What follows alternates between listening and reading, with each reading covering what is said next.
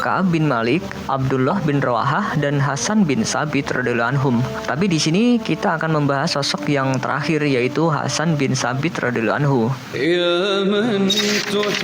Hasan ini termasuk sahabat Nabi SAW yang masuk Islam dalam usia lanjut, yaitu 60 tahun. Namun Allah Subhanahu wa taala mengaruniakannya umur panjang, yakni 120 tahun. Ketika Nabi SAW tiba di Yasrib dalam rangka hijrah, Hasan meninggalkan agamanya dan menyatakan diri masuk ke Islam. Dulu sebelum memeluk Islam, dia merupakan penyair yang lantang menjelek-jelekan agama Islam. Tapi sesudah menerima hidayah Allah, maka Hasan mengarahkan karya-karyanya untuk membela Islam. Pada masa jahiliyah, puisi-puisinya sangatlah kering, kasar dan asing bahasanya. Diksinya sangat rumit dan sulit untuk dipahami. Pada awal masuk Islam dan mempelajari Al-Quran, puisinya menjadi halus dan lembut penyampaian kata-katanya. Mudah dipahami, begitu juga dengan struktur bahasa dan maknanya. Untuk bisa membuat syair yang benar, dia telah riset berbagai nasab dari orang-orang Quraisy melalui Abu Bakar As-Siddiq radhiyallahu anhu untuk bisa mengkritik mereka dan juga mencari tahu garis keturunan Rasulullah SAW untuk bisa membuat sanjungan dengan syairnya. Hasan bin Sabit meringkas keindahan Nabi dalam senandung puisi pujian kepada beliau dengan cara yang memukau. Berikut ini adalah salah satu syair yang menyanjung Nabi Muhammad SAW. Rasulullah SAW merespon positif peran juang Hasan bin Sabit radhiyallahu anhu. Beliau mengakui bahwa syair-syairnya ampuh untuk melumpuhkan propaganda hitam yang dibuat oleh musuh-musuh Islam. Syair-syairnya seperti anak panah yang meluncur menikam dada para penista kebenaran penghina sang utusan. Dalam riwayat Tirmizi dari Aisyah radhiyallahu anha disebutkan bahwa suatu ketika Rasulullah SAW mempersilahkan Hasan berdiri di mimbar masjid untuk membaca syair pujian kepada beliau. Mulanya Nabi SAW mengundang Abdullah bin Rawahah radhiyallahu anhu dan bersabda, "Kritiklah mereka."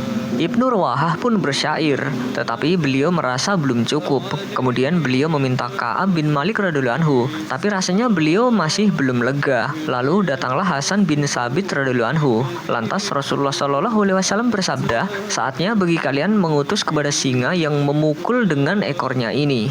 Kritiklah orang-orang Quraisy dengan syair, karena ia lebih berat bagi mereka daripada lemparan anak panah." Bahkan sabda beliau, Malaikat Jibril alaihissalam pun turut serta memberi apresiasi hangat untuk syair-syair Hasan. "Berikanlah pujian kepada mereka, kelak Malaikat Jibril bersamamu." Hadis riwayat Bukhari. Dalam hadis lain juga dikatakan bahwa dari Aisyah radhiyallahu anha, Rasulullah SAW bersabda kepada Hasan bin Sabit radhiyallahu anhu, "Ruhul Kudus akan tetap mendukung dan melindungimu selama engkau memuji Allah dan Rasul-Nya." Hasan bin Sabit pernah berkata, "Demi Allah yang mengutus engkau dengan kebenaran, sungguh aku akan menyakiti orang-orang kafir Mekah dengan puisiku bagaikan sayatan di kulit mereka." Riwayat ini menggambarkan betapa mengenanya syair-syair karya cipta Hasan bin Sabit radhiyallahu anhu. Berikut ini adalah salah satu dari karyanya yang mengkritik kaum Quraisy.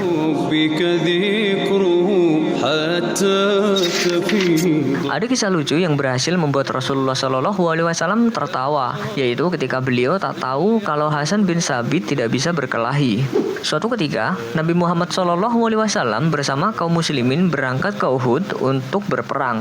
Beliau meninggalkan istri-istri dan bibi beliau, yaitu Safiyah binti Abdul Muthalib radhiyallahu anha. Mereka ditempatkan di sebuah bangunan yang disebut Fa'ari di samping Masjid Nabawi. Nabi meninggalkan mereka dalam bangunan itu dengan dijaga oleh Hasan bin Sabit radhiyallahu anhu yang merupakan penyair Rasulullah itu. Saat itu ada seorang Yahudi yang memanjat naik bangunan tersebut. Ketika Safiyah melihatnya, dia berkata kepada Hasan, "Lihatlah orang itu, dekati ia dan cepat bunuh." Namun Hasan menjawab, "Tidak, aku tidak bisa berkelahi." Safiyah pun tetap mendesaknya, namun Hasan menjawab, "Aku benar-benar tidak bisa. Jika aku bisa, tentu aku ikut bersama Rasulullah SAW." Akhirnya Safiyah pun berkata, "Kalau begitu, ikatlah pedang ini di tanganku, dan aku tidak akan mendesakmu lagi." Hasan akhirnya mengikatkan pedang itu di tangan Safiyah. Setelah itu, bibi Rasulullah tersebut mendekati pria Yahudi itu. Tanpa banyak kesulitan, dia dapat membunuhnya. Ketika orang-orang Yahudi yang lain melihat teman mereka yang mengintai itu tewas, mereka jadi takut dan berkata satu sama lain, "Kita salah jika mengira Muhammad meninggalkan keluarganya sendirian tanpa pengawal."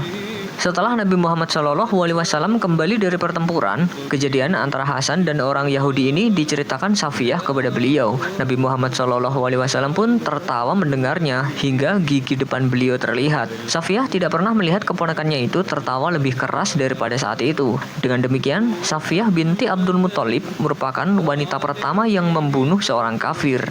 Meski dalam kisah yang dikutip dari buku Saat-Saat Berkesan bersama Rasulullah SAW, tulisan Syekh Abdul Aziz As-Sinawi disebutkan Hasan bin Sabit tak bisa berkelahi dan tak ikut dalam perang Uhud, namun dia adalah seorang sahabat yang membela Nabi SAW dengan puisi dan syairnya, di mana puisi dan syairnya itu bisa menciutkan nyali para musuh-musuh Islam. Dengan semangat fisabilillah, Hasan bin Sabit disebut tak pernah absen dalam setiap medan peperangan, kecuali dalam perang Uhud saja. Setiap medan laga, dia berada di sisi Rasulullah SAW dan tampil di hadapan pasukan musyrikin untuk mengumandangkan sajak-sajak yang menciutkan nyali para musuh. Hasan bin Sabit memiliki istri bernama Sirin. Perempuan itu cukup istimewa karena merupakan saudara dari Maryah Al-Qibtiyah yang merupakan istri Rasulullah SAW dari keturunan Mesir. Selain berprestasi dalam dunia sastra, Hasan bin Sabit radhiyallahu anhu juga seorang pengembara. Tak hanya di kala muda, dalam usia renta sepeninggal Nabi Muhammad SAW, ia sempat melakukan pengembaraan ke arah timur hingga ke negeri Cina. Ia menjalaninya bersama Sa'ad bin Abi Waqqas, Sabit bin Qais, dan Uwais Al-Qarni radhiyallahu anhum sebagai langkah dakwah yang mulia. Di penghujung usianya, Allah Subhanahu wa taala menguji Hasan bin Sabit radhiyallahu anhu dengan kebutaan mata. Ia menjalaninya dengan sabar dan prasangka baik kepada Allah Subhanahu wa taala. Setelah menyumbang peran besar untuk Islam, ia wafat pada tahun 54 Hijriah atau 674 Masehi di Madinah. Ia hidup selama 60 tahun pada masa jahiliyah dan 60 tahun pada masa Islam. Ya Rabb, salli ala alladhi radda al-hayat. Kita bahas sebentar masalah syair dalam Islam. Pada zaman jahiliyah, kedatangan Al-Quran berhasil memungkasi sastra Arab yang telah didaya selama ratusan tahun. Setelah aktivitas penyair menjadi hening tak berdaya, apalagi Al-Quran datang dengan teguran yang membuat bergidik para penyair saat itu, sebagaimana tercantum dalam Al-Quran. Sebuah studi kritis terhadap surat ini sampai kepada dua kesimpulan. Pertama, Al-Quran mengecam para penyair yang berasyik masyuk dengan kata-kata dan tenggelam dalam lamunannya sendiri. Yang kedua, Al-Quran memuji para penyair yang beriman dan beramal soleh. Penyair seperti ini menjadikan basis keimanan dan amal soleh sebagai sumber syairnya, sehingga puisi-puisinya penuh dengan kebaikan dan kebijaksanaan, bahkan menjadi jalan menuju kebenaran. Syair yang dilakukan sendiri dan untuk menyemangati perjuangan boleh dilakukan, seperti yang dilakukan oleh Hasan bin Sabit radhiyallahu anhu ketika menyemangati umat Islam dalam peperangan dan untuk menyindir kaum musyrikin. Bahkan Rasulullah SAW juga pernah bersyair untuk menyemangati umat Islam yang bekerja untuk menggali parit pada perang Khandaq. Dari hadis Sahih Bukhari, Rasulullah SAW berangkat menuju Khandaq yang sedang digali oleh orang-orang Muhajirin dan Ansor di waktu pagi yang sangat dingin. Sementara tidak ada hamba sahaya yang bekerja seperti itu untuk mereka. Ketika beliau melihat apa yang dialami oleh mereka berupa kelelahan dan kelaparan, beliau pun bersyair, Allahumma ya Allah, sesungguhnya kehidupan yang sebenarnya adalah kehidupan di akhirat. Maka itu ampunilah kaum Ansor dan Muhajirin. Maka para sahabat membalasnya dengan bersyair pula, kami adalah orang-orang yang telah berbaiat kepada Muhammad untuk terus berjihad selagi kami hidup. Demikianlah kisah penyair hebat di zaman Rasulullah SAW. Semoga menjadi pelajaran untuk kita semua. Wallahu